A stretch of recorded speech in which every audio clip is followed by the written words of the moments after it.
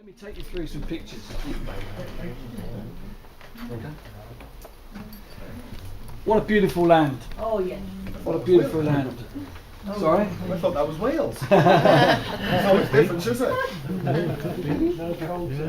Modern day Israel is an amazing variety of agriculture, culture and terrain. This is a marvellous green area that you can see. The only trouble is I can't remember where it was. I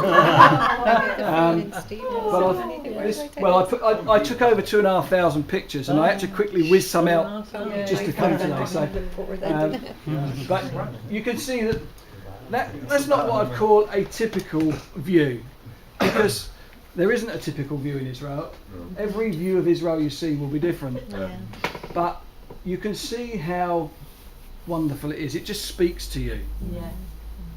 And it is that place where you go from being like this to desert, being wet to dry, being a country full of technology and innovation.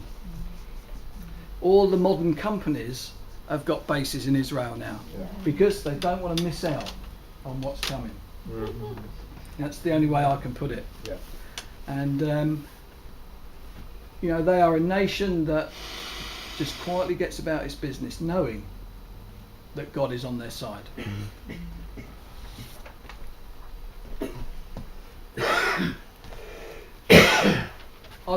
Please excuse some of the pictures because I was taking some of these from a bus as we were moving along. But looking down into that valley, you can see a land that was once desert. 50 years ago, this would have been a rocky, barren piece of land. And I'll show you some of that if I remember the pictures as we go through. But you can see how green it is now, and that is not just green with trees. They have what they call, I think it's called the Israeli Home Fund, where they spend money on planting trees. The Turks, under their rule, took all the trees. They just cut them down. And Israel is putting them all back. And when they want to take a place for, say, making a road, they will replant those trees. They won't waste them. They'll replant them in other places, and they will get them to grow. And so their forward thinking is brilliant. Their road system, I have to say, their road system puts ours to shame. There is not a single pothole on any of their roads. The driving's different though. It is different. We did see a lorry take out a car in good fashion.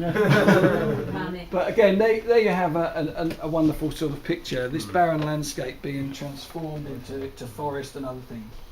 The fruit was amazing. Look at that. Dates. Those dates were just wow. That's all because of the Greeks, they're the Greeks. Absolutely amazing on the blue sky, as you can see. But it's laden.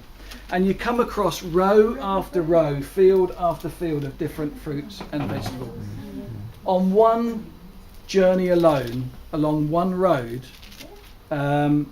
we came across potatoes, bananas, grapefruit, oranges, limes, lemons, pomegranates. That was just on one little bit of a journey. They are growing just about everything. And they do it so well. This will get you going. Cows. Okay. Is there anyone that knows much about cows here? Yeah. Okay. How many times do you milk them? Twice Twice a day, don't you? Yeah, twice a day. I'm not sure what the litrage is per cow that we would get. The Israelis, right, milk them 3 times a day. Wow. And they feed them, but they sprinkle them with iced cold water while they're doing it, and their milk yield is 3 times what any other cow would be. Can you say that again?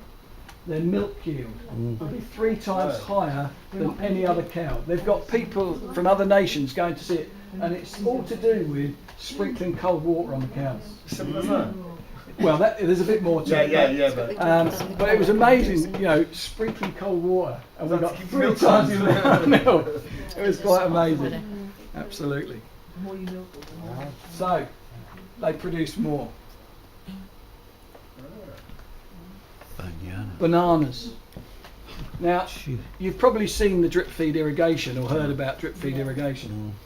Drip feed irrigation came about because a Jewish guy was walking through some trees one day, and he saw that one tree was doing so much better than all the others. This is true. And he went over to that tree and he found that there was a water pipe going along beside this tree that had got a leak in it, and it was dripping water out. Now at the time he couldn't do anything about it because plastic hadn't been invented. But when plastic was invented, he took what he'd found and he made this drip feed irrigation system. You can now grow 40% more crop with 60% less water through this irrigation system. Now the people that were growing these bananas used to export them, but they get more money for leaving the bananas at home and spreading them around Israel and selling the water irrigation system to other countries than they do their bananas. Even the Arabs they sold. Yes, they serve to absolutely everybody. And I put the flowers in because there are flowers everywhere. You know, it really is a case of the deserts in bloom. Yeah, it is. You know? And did you also know that when the Dutch, who are the flower exporters and whatever, run out of flowers, they go to the Israelis. They don't go anywhere else. They go Steve, to we there. were told when we were over there they invented the cherry tomato. That You know, would the not little, surprise the little me. cherry tomatoes. Yeah. And they're experimenting in the desert all the time, Yeah. trying to grow different things. Yeah. Their ingenuity is just amazing. When you were there, did you notice in some of the places that it doesn't look much growing? They've got these big white stones scattered on the field. Yeah. That's to collect the dew to water the plants around the stone. Amazing. Clever, They're isn't so it? Yeah. clever. This is a grove, I believe, of olives. Because olives is, now what do we have olives for? Everything. Mainly olive oil, don't we, for cooking? But they use it for much more than cooking. Ladies, the cosmetics they make out of olive oil are second to none. I know a lot of people like ahava from the old Dead Sea, Yeah. but that is as good. These really hospitals, they use it for, when women are giving birth. Yeah, When we massage it into the stomach so they don't get scratch marks and stuff. yeah. So it is quite amazing stuff. Quite amazing stuff. And did you know that 30% of the olive oil is contained within the stone, the pit? Yeah. So they're quite a nation of innovation, really, and whatever. But unfortunately, they still have to watch themselves. CCTV is everywhere, and there is how shall we call it, an uneasy quiet in some areas. As Christians, we were not allowed to go into some areas, and which was a shame, really. But the one thing I did notice about the different areas, if you went into an Arab or Palestinian part of Jerusalem, it was filthy. Stinks to death. Absolutely. But you went into the Jewish quarters and it was spotless. Absolutely amazing. And if that doesn't tell you who owns the land, nothing will. Yeah. If you own something, you look after it, don't you? Yeah.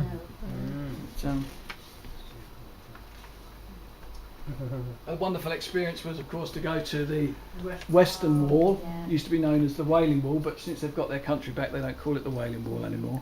It's not in Wales anyway. But it's amazing that with no idea, if you like, of their Messiah, or still waiting for their Messiah, you know, how sad it is that they sit at a wall like that. The one thing that my wife noticed about these people is that they're as lost as anybody. Totally lost as anybody. But they sit there on a daily basis, reading the scriptures, doing the Pharisaical thing, in the hope that one day. I was really amazed at how young their army is. And they're kids. Yeah. And I said to these guys, I said, look, I'm an ex-policeman, can I take your picture? And they were quite happy with that. But you can see he's got his, I'll call it his baseball bat in there, but obviously his baton, and he's got his gun there, and but they're he's quite happy. There wasn't a huge amount going on. Most of the demonstrations are up on the Temple Mount in Jerusalem. There's many becoming believers in the IDF. Yeah. There's a strong evangelism. The one thing you notice about the police is that whether or not they're going anywhere, they always have the blue lights on. You know, the flashing lights. And I asked why that was, and they made an order that wherever a police car was, it had to have its blue lights on, because there are so few police out there that they just wanted people to know when they were there, and they show up. Even though they're not going anywhere, they show up. I couldn't believe that they've got less police than Britain has. The military's everywhere. But well, you say that, but they're not. You don't see the military round and about very much. No, you don't see them, but they're there. They're there. Messiah But dinosaurs. you know, you would expect in a place like Israel for it to be bristling with Yeah, guns almost, yeah. but there was none of that at all. No. It was very strange in that respect. This is believed to be the place of Jesus' crucifixion, the place of the skull. Can you see the skull in the rock? I got that picture. Just there. Yeah. But we're not sure whether it is or not. There are some people that say it won't be, but there are some people that give good evidence that it is. It is on Mount Moriah, but it's amazing how much stuff that we have. Like, we believe that Jesus was crucified on top of the hill, and that may not be true either. There's lots of things about our religion actually that are totally false. You know, but the thing that got me was that if that was the place where Jesus was crucified, just here the Muslims had built a bus station. Yes, Yeah. You know, and just that way is what's believed to be the garden. So the city wall, wasn't it? But when you go to the edges, if you like, of the West Bank, then it all suddenly comes back that there is an unease there, there is tension there is war going on. And again, you get stopped, you get checked. Their security is very tight. If you've ever gone on El Al flights, you will know that their security is far better than ours. But I don't mind that because I know it's for my safety. On the flight home at 6 o'clock in the evening, all of a sudden the Jewish people got up, put their hats and coats on and whatever, and all started going to the back of the bus or the back of the plane. And we thought, what's going on? And then you look round and they're all at the back of the bus, sort of doing their old praying and nodding, and it was quite amazing, really.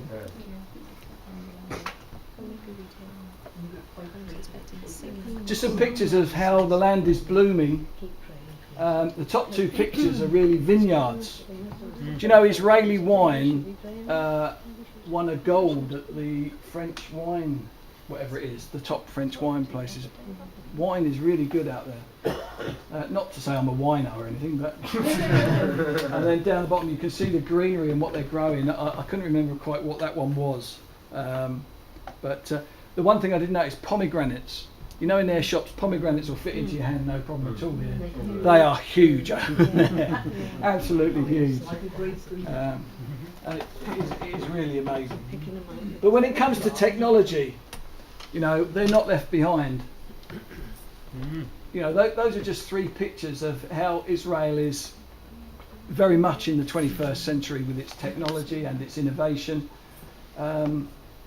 its trains. They're building a new train line from Jerusalem to Tel Aviv that will halve the time it takes to get between the two. You know, and the wonderful thing is they just get on with it. They just build it. You know, they don't mess about having lots of people talking about it for a long time. I never get it. High Speed 2, all the time it takes us to talk about High Speed 2, they'd have it built twice. But, Trams in Jerusalem. the train picture is Beersheba, which is right down in the south going towards Egypt. Again, Picture.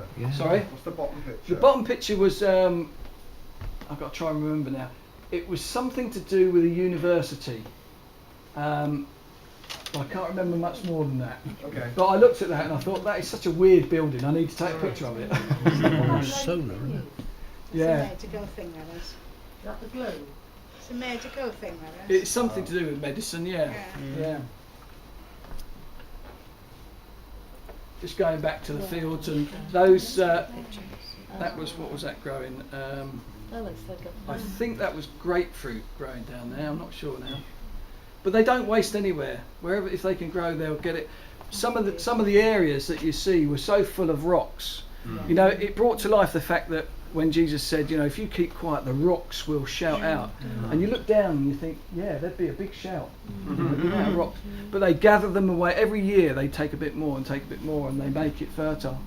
And they've sort of, if it was too rocky, they would actually, I'll use the word, buss in loads of topsoil and they would make that land from a rocky place to a growing place.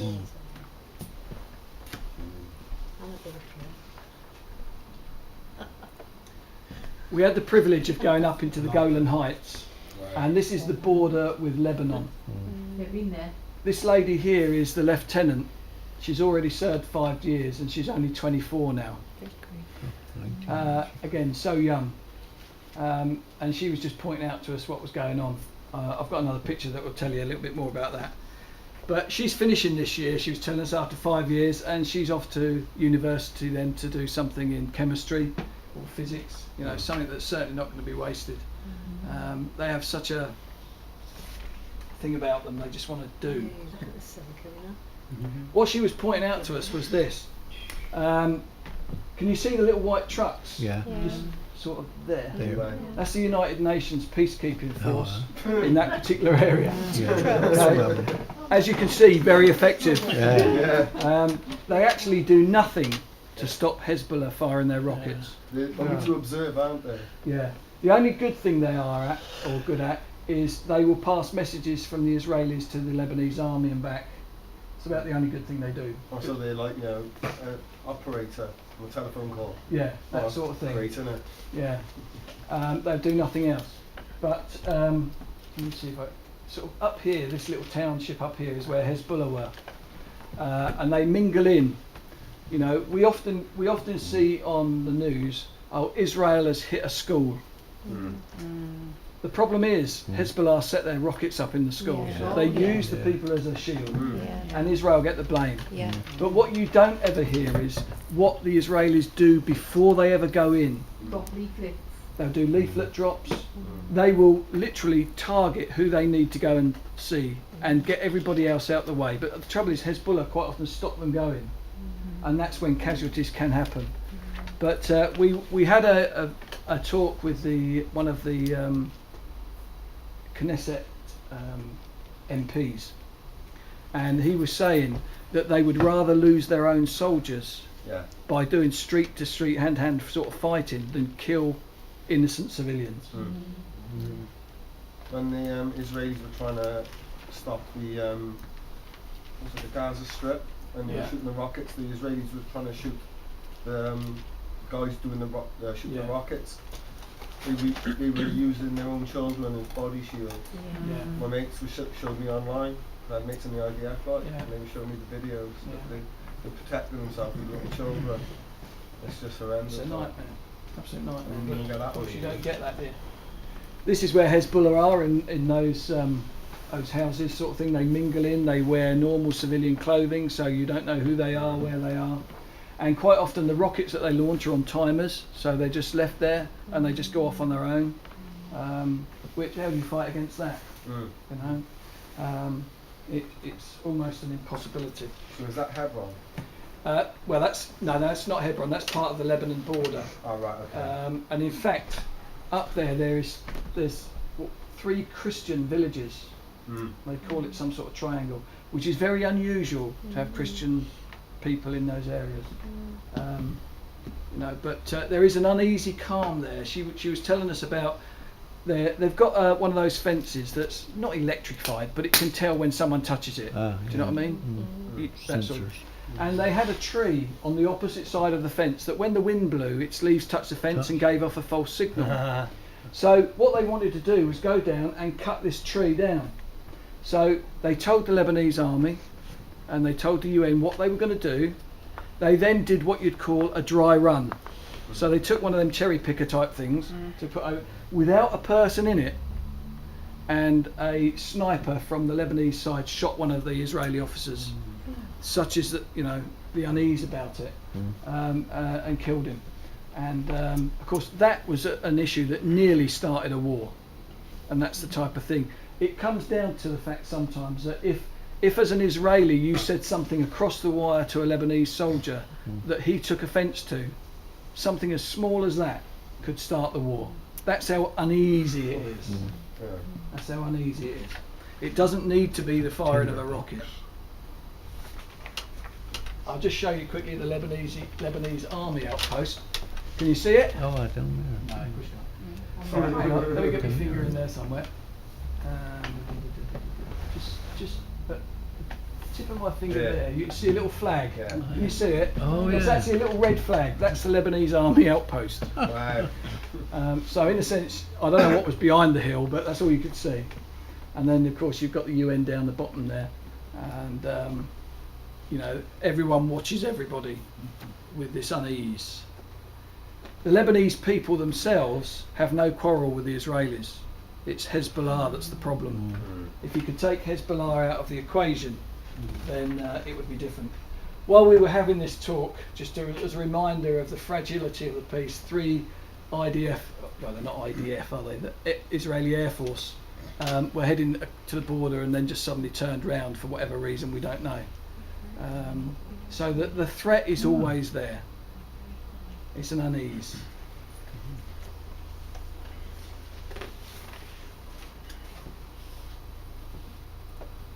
This was quite interesting. We had a Lebanese Christian guy that had died and wanted to go back to be buried in Lebanon. Now this is the Israeli border post, and there seem to be a lot of people, but the gate is just opening, and they will allow the coffin and its coffin bearers through, and nobody else. The guy up the top there, if I was to blow that photo up, is a sniper. You can see his telescopics and everything on there.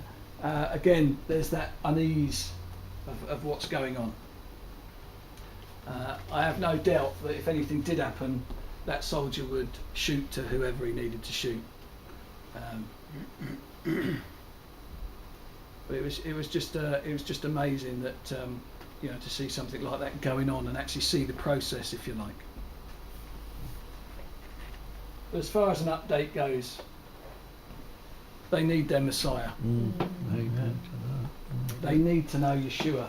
I sat next to a unorthodox rabbi on the way home on the plane, and I tried to talk to him about Jesus and the prophecies, and he had no idea. No idea at all. They're more concerned in keeping their little laws about, you know, like putting the right shoe on first and then the left and then going back and doing the right one up and all of that, you know, Tradition. yeah, which is a real shame. But that's it. I hope that that's given you a little bit of a taste of where Israel is at the moment and what it's doing, but you can see, if you like, behind the scenes that God is with them. They are still his people. He's carrying out his promises to bring the desert to bloom. The technology is there, and they are certainly one of the most up-to-date countries in the world, despite what is going on.